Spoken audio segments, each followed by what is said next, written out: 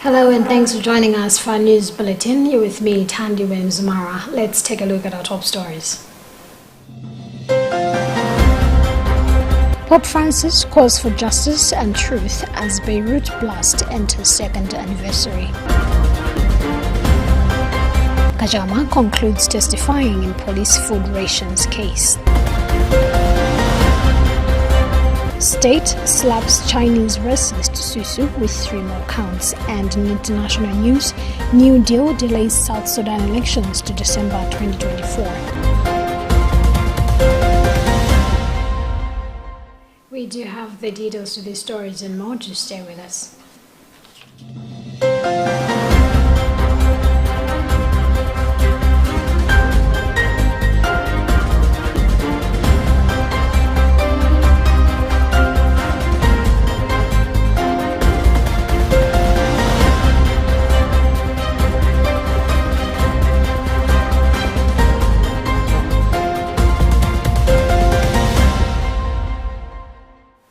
Pope Francis on Wednesday prayed for justice and truth in Lebanon ahead of the second anniversary of the deadly Beirut port explosion on Thursday, the 4th of August.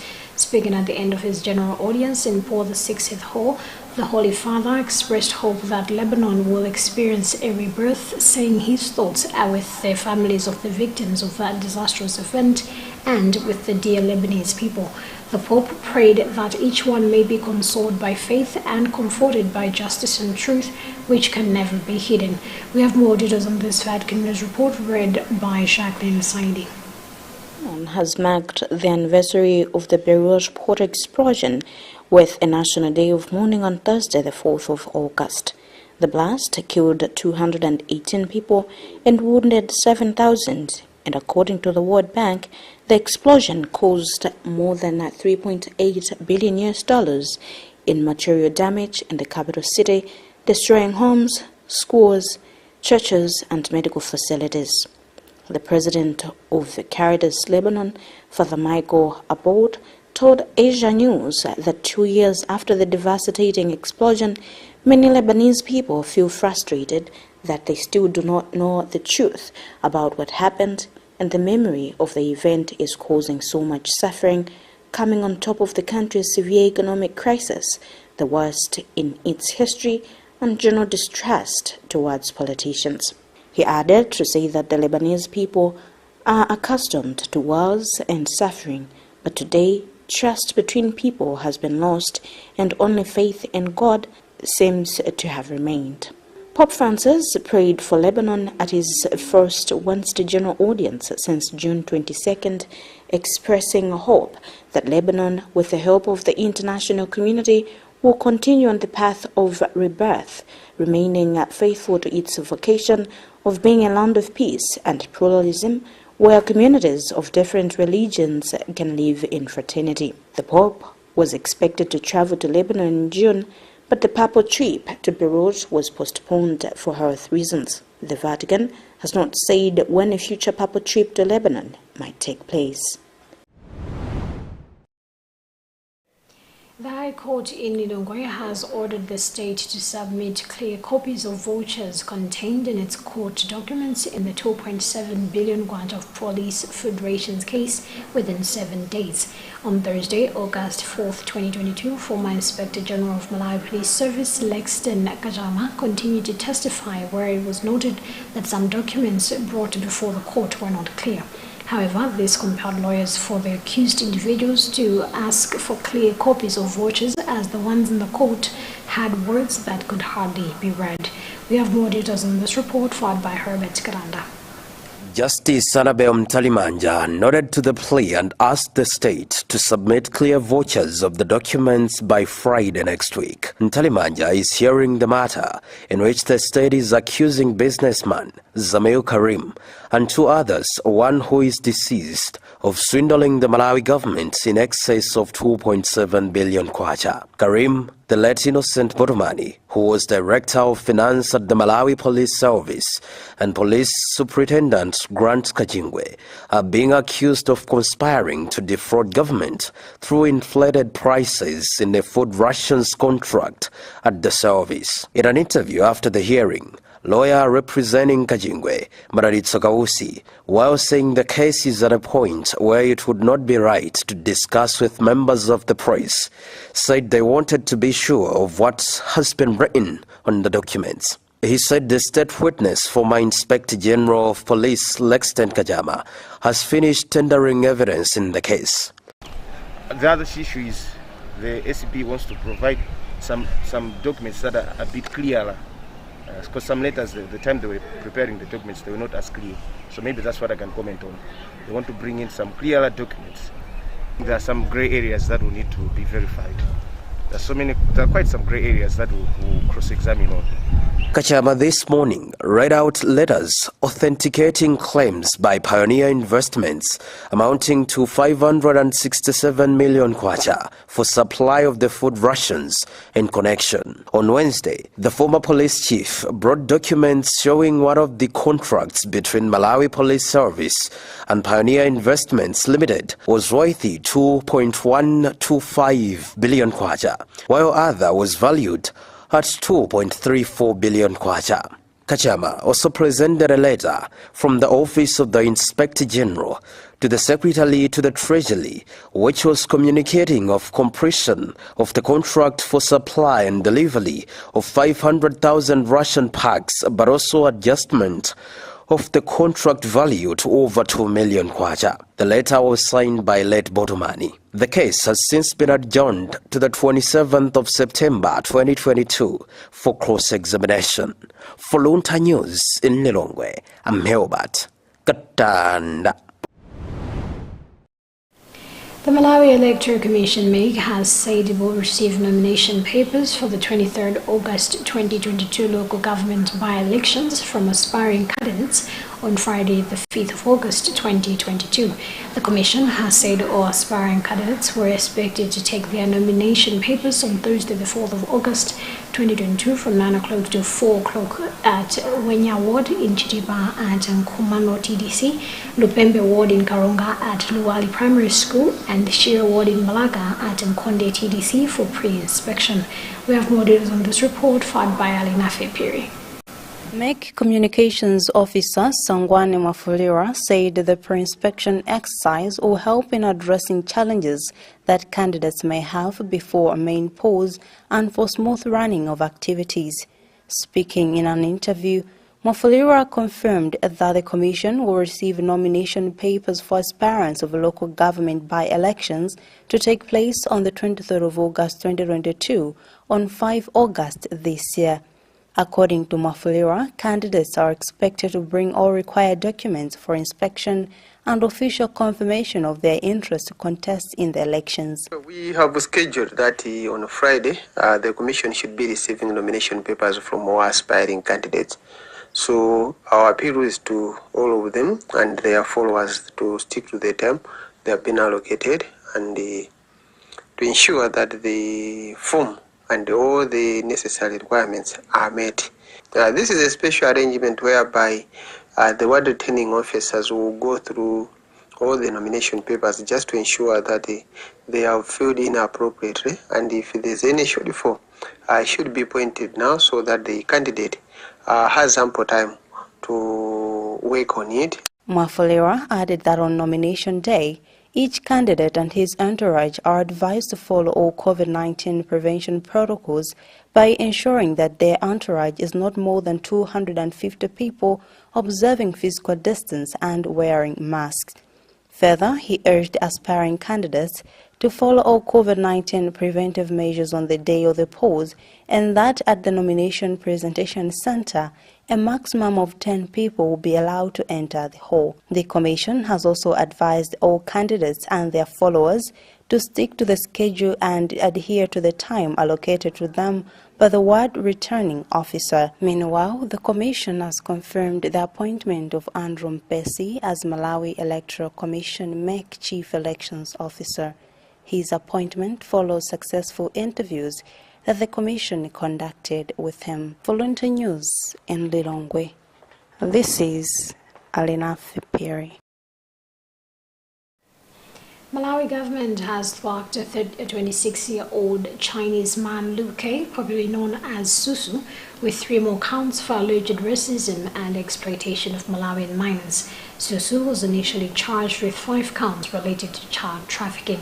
The new counts include money laundering, procurement of a child to perform in public, and cybersecurity-related crimes. We have more details on this report, followed by Herbert Kadanda.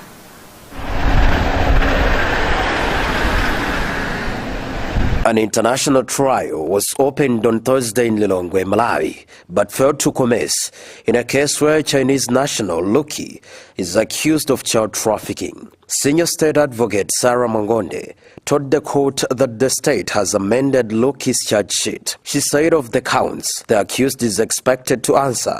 3 were fresh, but Luntha, through his lawyer Ande Kaonga, argued that the courts could not have proceeded with the trial because they were not served with the second set of disclosures, and that he received the charge sheets at an 11th hour. He said the disclosures were of great importance to decide a plea he's going to make once the case starts. In his determination, Senior Resident Magistrate James Makwadzi ordered the state to provide the defendant with the second set of disclosures in 7 days. He has since adjourned the case to a later date. In an interview, Mangonde said they are making final touches of the disclosures.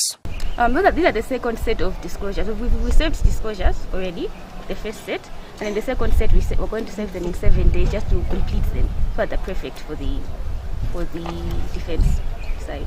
Luntha is alleged to have shot racist videos which exploited young innocent Malawians and sold them for profits in China. The video came into the limelight after a BBC African Eye investigation traced the man in jail where he has been doing his acts. In one of the videos, Luntha taught a group of children ages 3 to 10 to speak Chinese, saying they are black devils and have low IQ. For Luntha News in Lilongwe, I'm Herbert Kadanda.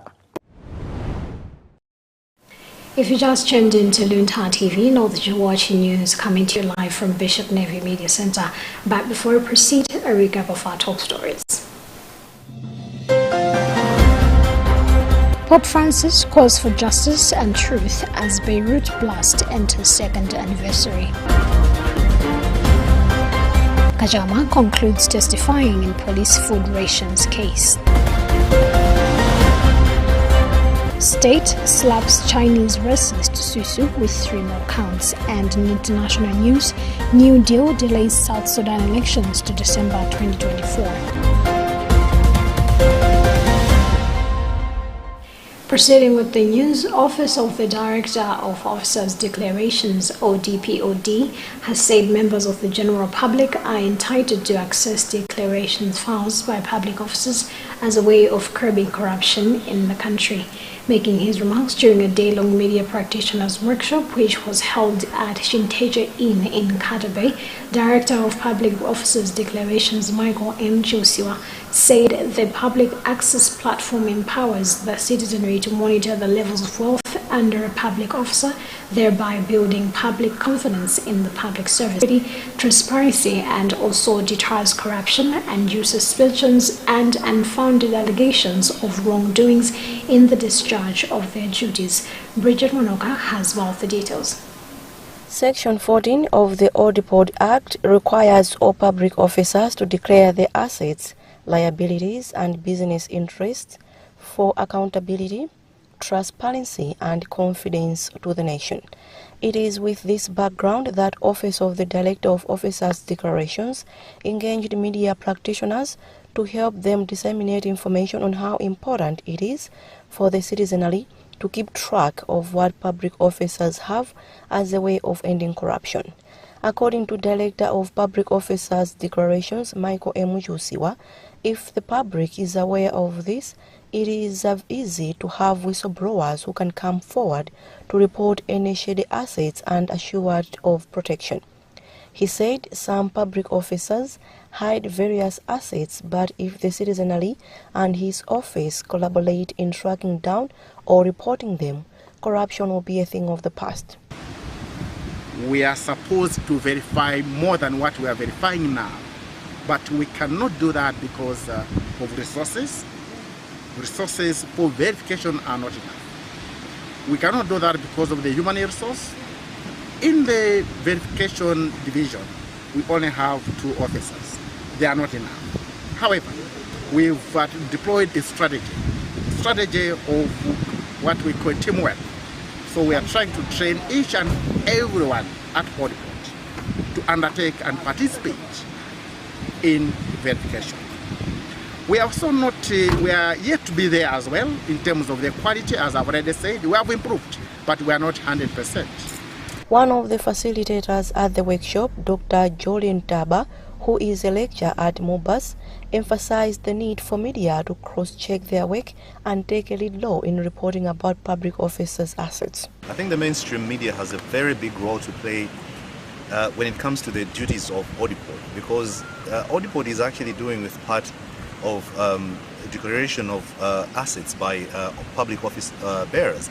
And I think this is an area that needs a lot of truthfulness, honesty, balance and fairness when reporting. So at this particular moment, mainstream journalists have a very big role to play to ensure that at least whatever it is that they're actually reporting on is truthful. And because I think you're dealing with issues of corruption, so on and so forth. And sometimes you can damage other people's names if you don't do a thorough job as a journalist. At the same time, you may also bury some very important stories if you don't take time to do a thorough job as a journalist. Chosiwa was quick to elaborate that public officers who fail to submit the declarations without any written reasons risk dismissal from the public office. For easier tracking of assets, the Office of the Director of Officers' Declarations work collaboratively with other agencies like Police and Anti-Corruption Bureau. For Luntha Television News in Katabe, this is Bridget Manoka. The Malawi Red Cross Society has launched a cash transfer program targeting close to 6,000 households that were affected by tropical cyclone Ana. According to the society, the beneficiaries of the program are in the 4 districts of Nsanje, Chikwawa, Palombe and Salima, and each household will be receiving 80,000 kwacha, which is to be used as a starter pack when rebuilding their shelters. We have more details on this report, followed by Valis Chizobe. Remarks during the launch of the program at Belewe in Chikwawa district, Program Director for Malawi Red Cross Society, Priska Chisara, said the package has been designed to support flood survivors, rebuild their livelihoods with ease and support their livelihoods. In terms of shelter and livelihoods, we have a cash distribution component, which is basically targeting about 5901 households in 4 districts of Palombe, Chikwawa, Nsanje, and Salima, so that they are able to use the funds to rebuild their shelters, but also use part of the funds to, partially support their livelihood needs. In his remarks, Dodoma Executive Director responsible for recovery campaign, Peter Shimangeni, held Red Cross for continuing to support the flood victims and giving them hope and a starter pack to start a new life. Actually, we faced 2 phases. First, it was the drought. If you remember, we started receiving the rains at somewhere around January, and then we also had the floods. So these actually caused a lot of agricultural losses. Basically, as a country, this led to trigger of what we call the Africa capacity insurance, about 14 billion, I think, read in the media. And then also we managed to do what we call the impact assessments, whereby we have actually come up with the figure of the affected households in the country. The figure is very huge, and we normally have 2 to 3 months of interventions, but this time around it will start from around 5 months. The 430 million package for the initiative has been donated by the International Federation of Red Cross International Organization for Migration, Red Cross Crescent and Danish Red Cross. Tropical cyclone Ana was formed in the Indian Ocean on 21st January, which made a landfall in Malawi on the 24th January 2021, resulting in heavy rains and causing floods. The storm affected around 20 districts in the south